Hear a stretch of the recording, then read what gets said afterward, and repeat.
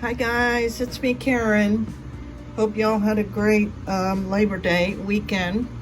I'm gonna do this next project before I move on to some more soft soldering.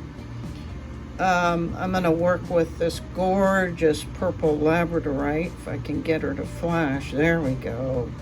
Oof, isn't she beautiful? Anyway, I'm gonna work with some jeweler's brass. It's nickel free and all that, and it's a nice alternative to the copper and really inexpensive. So here we go.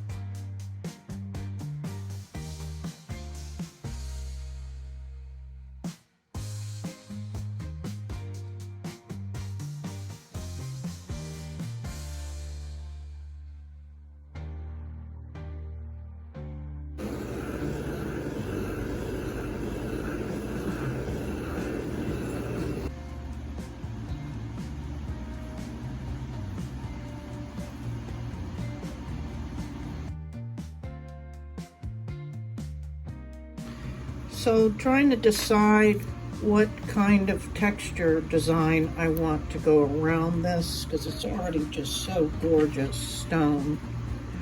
And I found this itty bitty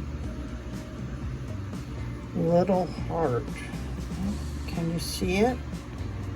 I don't know how that'll work, but that's what I'm going with. So we'll see. That's what I'm going to do now.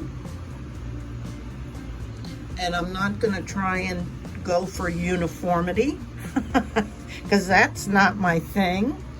I'm going to go for it going in all directions and, everywhere, but maybe not a lot of them. So we'll see how this goes. Why I like these real little ones, let me take a moment to explain that. So first off, I'll point out that because we're hard soldering, and the key is that your bezel has to be perfectly flush with your back plate to successfully solder. That's one reason why it's easier to apply your texture after you get your bezel soldered on.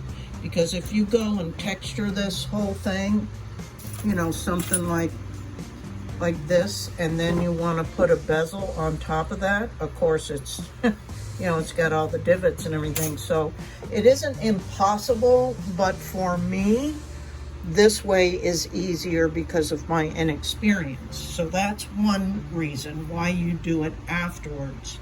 The other reason why I like these real little ones is, can you tell that these are tapered, right, with the design just on the very tip, whereas normal stamping, even decorative, scenic stamps, they're square with just the decorative part then tapering in. So it's impossible to get your design up next to a bezel.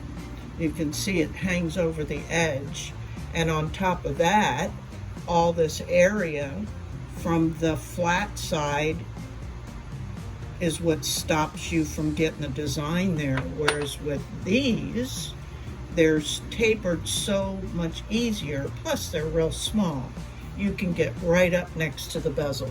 So that's why I like these, but they don't last very long because they're so small, and I tend to beat the hell out of them. So anyway, that's my fault. Okay, here I go with this itty bitty little heart, and I'm gonna do a few and I'll be back. Okay, I think that'll be cute. I just kind of did it randomly in different directions. So I'm just gonna cut this excess off, and then I'm gonna, with this piece, I think I'm just gonna put a hole here with a jump ring and not try to do a fancy bail of any kind, especially since it's been so long that I've been away from this. But I'm just gonna cut this excess off with the metal shears, and then I'm gonna go through the sanding and then the polish, or sanding and, or filing and sanding of this, okay? And I'll be back. Okay, so I got the main filing done, and because this stone is, you know, an odd shape, the back plate is also going to be an odd shape. But now I'm going to go, excuse me, through all the different grits of my radial wheels, right, to try and get all of the scratches and stuff out of it. And I don't know if you can tell, but because this is a little bit bigger open space up here, I had a larger heart stamp that I put 2 big ones up at the top, and then all the other ones are little.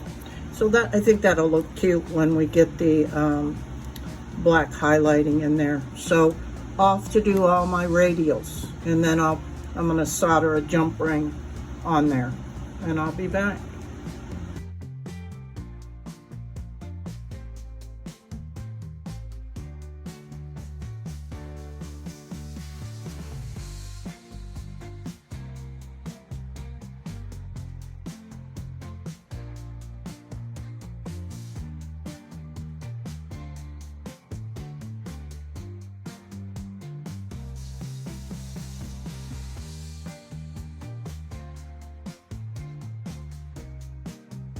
Okay, let's check the final fit.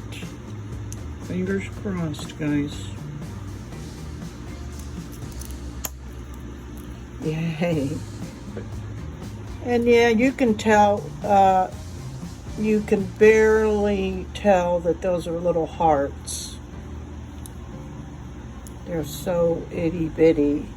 So if I had to do it again, I'd probably use a different texture. But it's okay. And the good thing about this, at this point, before I do the final setting, is I could totally change this. I could cut all of this off. I could do different texture, just so I don't need to retorch it, you know? Or even if I did need to retorch it, as long as you can get the stone out. Ooh, that's so pretty though. I think it'll be okay. I'll keep it for a while, of course, like I do with most of my pieces. And yeah, so I'm gonna set the stone. And as always, start on your point.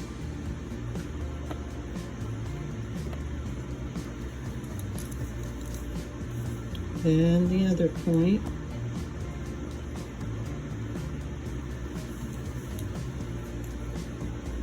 On the sides, and that's just to get the stone as centered as possible, and then go back to where you started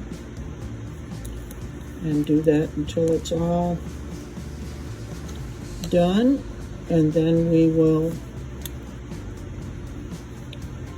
do the hammer, the little rubber mallet over the top of these and really seat those in nice, because these are pointed. Sometimes if you don't lay them down real nice, you can feel them and they can catch on things. So I always like to do that.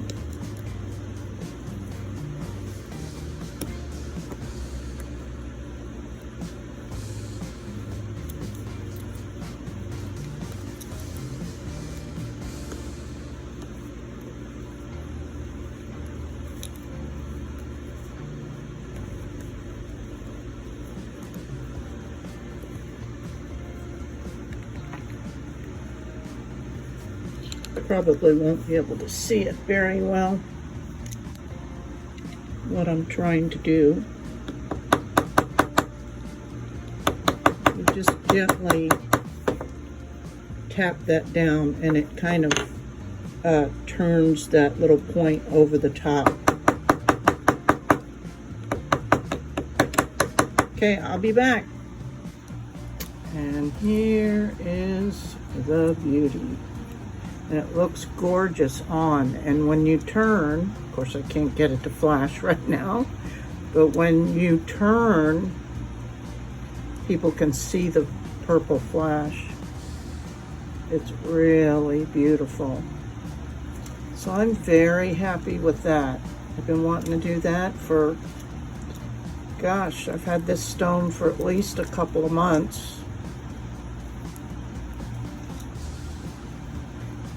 I think I got it the right orientation, or was it this way? You never know. You got to double check, but I think it's beautiful and it looks great on a black cord, or you could pair it with a gold stainless steel or a brass. I'm sure you could find a brass chain. So you guys, here's this beautiful purple Labradorite in brass.